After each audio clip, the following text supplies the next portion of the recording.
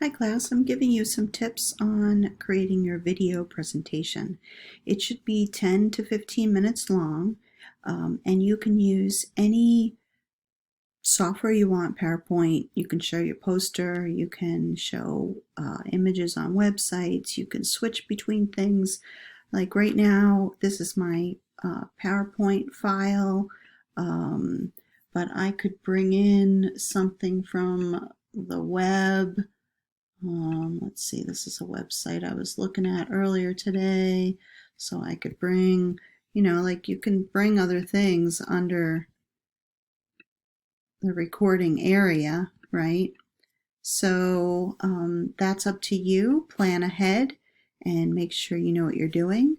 I sized my Screencast-O-Matic box to fit with once I start the PowerPoint presentation. So it looks a little wonky right now, but I could move this around and just put the slide in here and then just scroll through. Or I could make it so it just shows these and I could scroll through.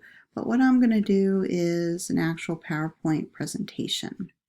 Okay, so I'm going to play from the start. Now notice how my video is strategically down here, right? My recording box actually shows more than just the slide because you don't want your video covering important things on your slide. So make sure you're paying attention to things like that, okay? Maybe do a test video of like a minute long just to see what it looks like after you've recorded it. Okay, and I can use my arrows, or I can use these, my arrows on my keyboard, or this to advance the slides, or I can click on the slides down here. In any case, when you're creating your presentation, make sure that you practice your timing and a number of other things. So let me just go through this slideshow. These are a number of tips I've put together for different classes. So not all of this will apply exactly to you, but these are good general tips. This was created by me for an in-class presentation, but it applies to this video recording too. Okay, so you'll have your title slide where you'll talk about, in your case, you should talk about why you chose your particular location and research project, like why you're doing it and how you selected it. And you always want to have images on every slide. This is not only a geography course, and geography is visual, but it's an air photo class. Photo is in the name, so you should have images in every part of your presentation.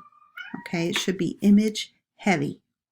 Okay, so you want to make sure things are organized. You can read through this yourself, but using the organization like on your poster is important, where you'll have your introduction, your background, your research questions, right, your results, these sorts of things. Make sure that you're providing a beginning, middle, and end, and don't jump around. Creating a PowerPoint is really helpful for that. That's how I keep myself on track in lectures. Make sure you pick an easy readable font. It's big enough. You've watched enough lecture videos of mine that maybe you've learned some things of what to do or what not to do. So pay attention to those things. Okay, I'll let you read through most of these on your own. Don't change your colors a lot. Make sure the color works with the background, right? The yellow and the white really stand out with this background, but this color doesn't, this purple doesn't. So just make sure you're choosing colors wisely, and font types. You don't want any crazy fonts that are hard to read. Backgrounds should not interfere with the material or distract the audience. Use a basic black background. Just a little tip: when you're in the classroom and you're using the projection, dark backgrounds, especially black. Use the least energy if you care about being a little more sustainable. Don't use crazy backgrounds that make things difficult to read. Like using a satellite image as a background might seem really cool, but it might be too distracting.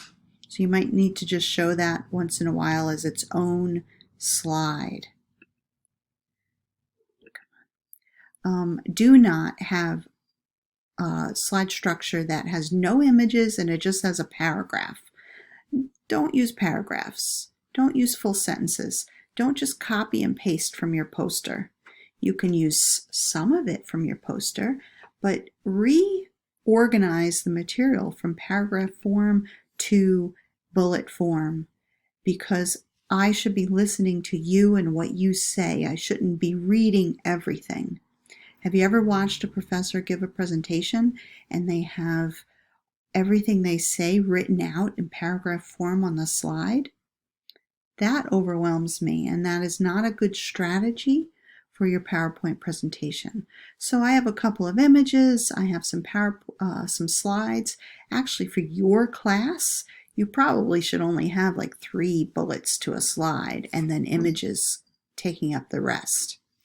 Now, typically, you would also provide references for different researched facts. I did not require that, so it's not required, but it's a good idea to get into that practice and could raise your grade if you get dinged on other things that could help elevate your grade back up. So that's up to you. You can earn an A without doing it. Images can't be blurry. Use a consistent border if you have any. Use the same border on all. Make sure when you size your images that you're not distorting them. Right? Let me just show you real quick. I just escaped from the PowerPoint image. So when you do it, you want to use constrained, right? You want to change the size using constrained proportions. How do we do this? Picture format should be in here somewhere. Sorry, I should have made sure I knew where this was before I started recording. Well, there's a selection somewhere where you can constrain the proportions of the image, and I can't find it quickly, I'm sorry, so I'm going to jump back to what I was doing. But make sure that you don't warp the picture when you change the size. They should not be blurry. If they're blurry, don't use them. Animations are dangerous. If you're going to use any sort of animation, don't do this. They can be distracting, annoying, don't go overboard, right? Make sure you check your animations ahead of time to see if they're in the correct order. Okay, timing, make sure you practice. Don't rush. Have a glass of water. Take a sip once in a while to break up your talking, right?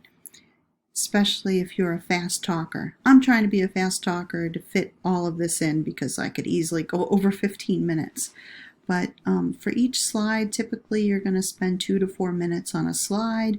So for this presentation, you're not going to need a ton of slides. For this, you won't leave time for questions because you don't have a live audience. So that doesn't apply to you. Make sure you're telling an interesting story. For your presentation, you don't have to include everything that's on your poster. Give me the bottom line interesting story.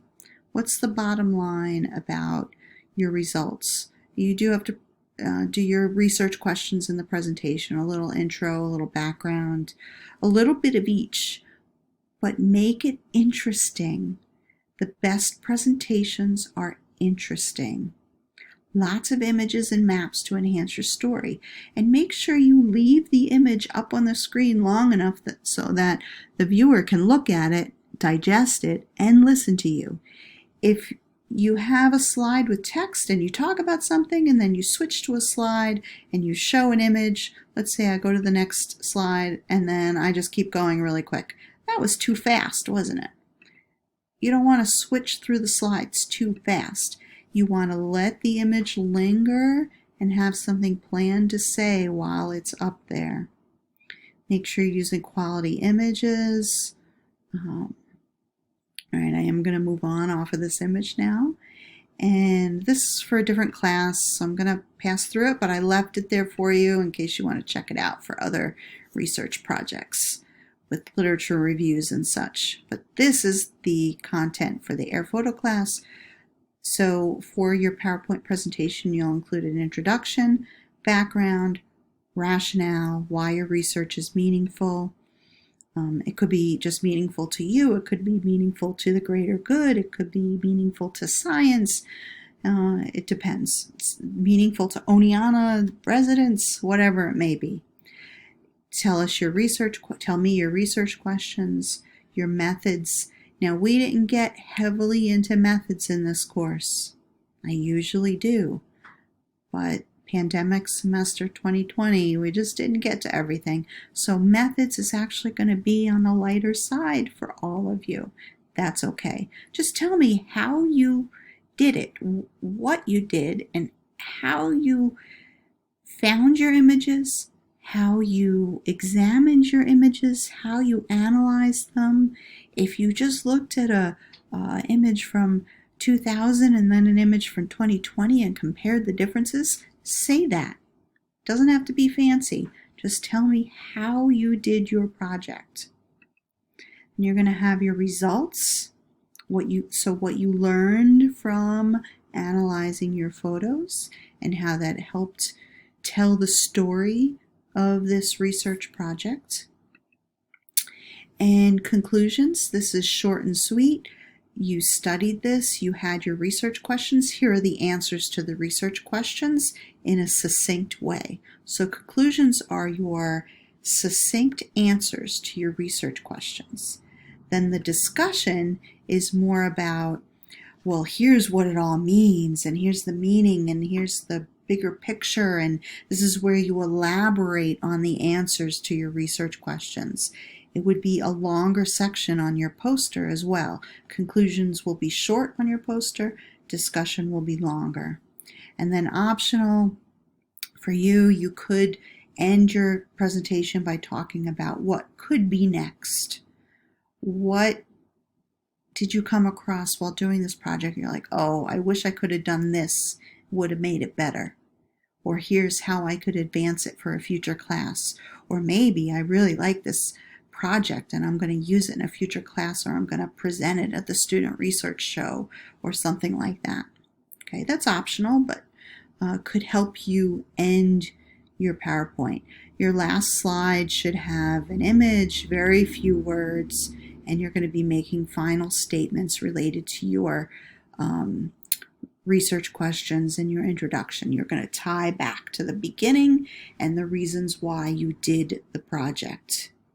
Okay, and for you, you're not going to ask the audience if they have any questions. This last slide doesn't count for you. You're going to have a different title for your last slide, but you can say thank you for your attention. Okay, I'm almost to my 15-minute limit. That should cover most of the tips and tricks. Let me know if you have any questions.